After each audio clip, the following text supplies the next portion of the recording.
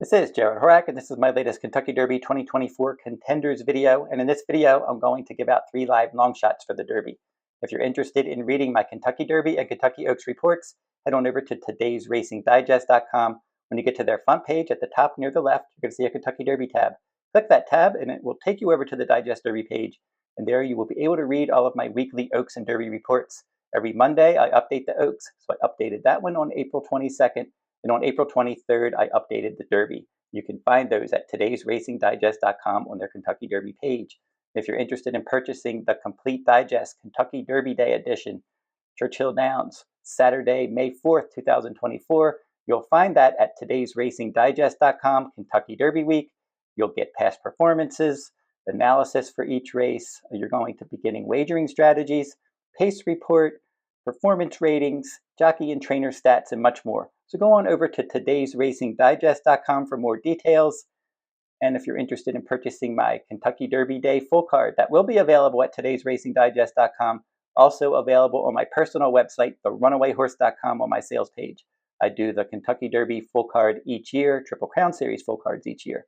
And some of the full cards I'll be covering during Triple Crown season, Kentucky Oaks Day, day before the Kentucky Derby, and then I'm going to be doing my Kentucky Derby Day full card as well.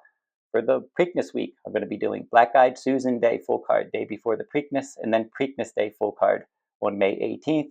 And then for the Belmont Stakes Festival, 4 days at Saratoga this summer, later this spring, I'm going to be doing the full cards for each of those 4 days for the Belmont Stakes Festival at Saratoga. So go on over to the runawayhorse.com on my sales page for more details.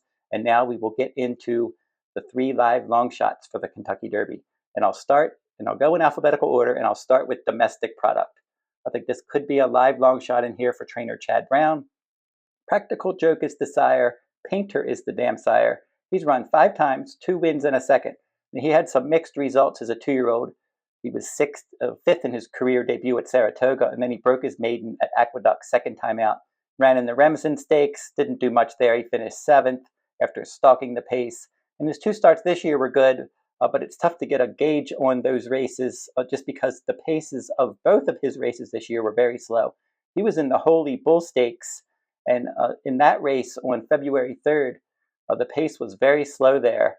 And Hades from the inside post was able to take advantage of that slow pace and his inside draw to get out there and set the pace. And you had Fierceness, your overwhelming favorite for that race. He was your 2-year-old champion, and he's the Kentucky Derby favorite right now. But for Fierceness, he didn't have a great start. And then he had to make an early move wide.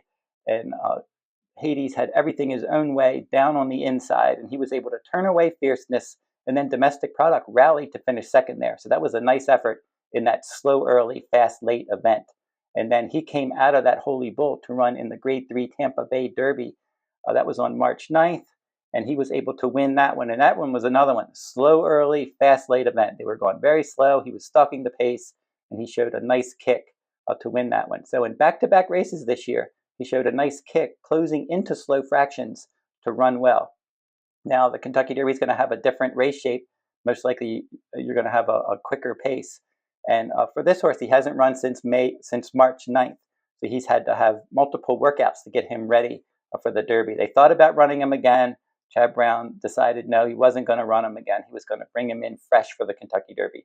At his first workout on March 24th, after finishing first in that Tampa Bay Derby. And then he had a bullet workout on March 30th. And these workouts, Payson Park Training Center in Florida. And then he had another work on April 6th, and then back to another bullet on April 13th. And then on April 20th, his last published workout, 4 furlongs and 48 and change, third best of 37. He's had a couple bullets. He's training well for the Kentucky Derby, and he's one that we're going to have to see how good he is. We don't know yet because of the pace scenarios that he's been coming out of.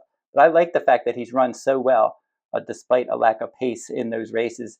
And this year, they've gotten him to relax. He was a horse that liked to be forwardly placed last year. They took blinkers off this year. He's relaxed in his races. I think they're probably going to want to sit maybe somewhere in mid-pack in the Kentucky Derby and try to make his run around the turn and get into the race and maybe get a jump on his stablemate, Sierra Leone, the more highly regarded of the 2 Chad Brown runners. Now, the second live long shot in the Kentucky Derby, Honor Marie. This is a son of Honor Code. Smart Strike is the dam sire. And he's run 5 times with 2 wins and 2 runner-up finishes. And for this horse, his trainer is Whitworth Beckman, and Ben Curtis will ride him in the Kentucky Derby. In his career debut, he won that one at Churchill Downs. So that's a good sign that he's already run well at Churchill. But that wasn't his only good effort at Churchill. He was second under the Twin Spires, second time out, and then in the Grade 2 Kentucky Jockey Club Stakes last fall under the Twin Spires. He rallied, went last to first, and won that race. And then his first start this year, the Risen Star Stakes, Sierra Leone won that one. He ended up finishing 5th. Anna Marie just got too far back that day. So then last time out in the Louisiana Derby, rallied from off the pace. Catching Freedom was able to rally as well and outfinish this one, but he finished second, and that was a good effort.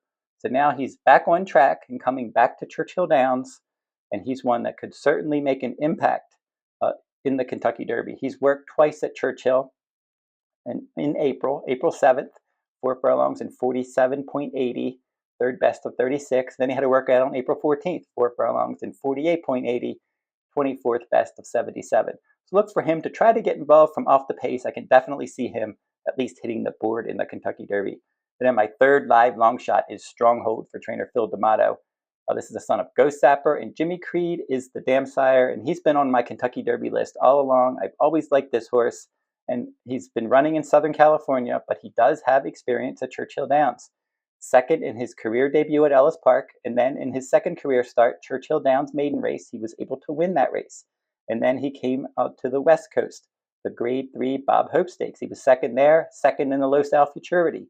And then the Grade 3 Sunland Derby. His first start this year, he won that race, and then he won the Grade 1 Santa Anita Derby.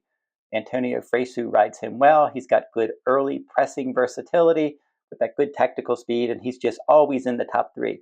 6 starts with 3 wins and 3 runner-up finishes. So he's actually been part of the exacta in all 6 career starts. Consistent, his speed ratings are on the rise. Gonna have to get a little bit quicker. He did have a workout April 20th at Santa Anita, 4 furlongs, 46.60, best of 71, and he was full of energy in that workout. So this is a horse that's on the improve. He's got tactical speed, has a bullet work. He seems to be coming up to a good race. He's proven over the course at Churchill Downs. So Stronghold is one as a live long shot in here. Maybe not at this point, not fast enough to win the race, but definitely could work out a very good trip under a very good rider in Fresu. And I think that he is one that could be dangerous for at least the exotics in the Kentucky Derby. So those are 3 live long shots to consider for the 2024 Kentucky Derby. Don't forget to like, subscribe, and comment if you like this horse racing content. Keep checking my YouTube channel for all of these Kentucky Derby 2024 videos. And until I see you next time, good luck at the races.